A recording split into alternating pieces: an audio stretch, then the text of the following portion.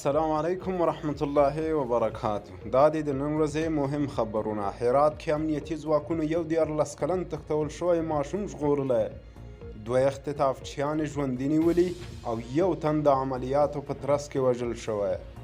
په طالبانو پسې منفي تبلیغات کولو پایله اوس نیولی ده. منفي تبلیغات کوونکي دې خبر وي د طالبانو استخبارات ډیر قوي دي، که بیا هم چا د طالبانو پسې تبلیغات وکړل نو دا به انجام وي.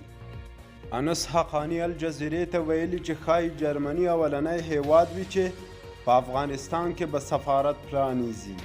همداراز انس حقانی الجزیرې ته ویلي چې پلټنې پیل کړي تر څو معلومه کړي چې د مشرانو ترمنځ د اختلافاتو د دروغجنې اوازې څوک خپروي.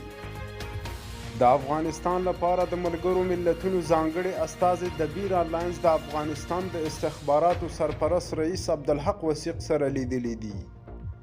د اطلاعاتو او کلتور وزارت معین ذبیح الله مجاهد د سرپرست وزیر خیر الله خیرخوا لخوا د وزارت کارمندانو ته ور وپېژندل شو او خپله دنده یې رسما پیل کړه.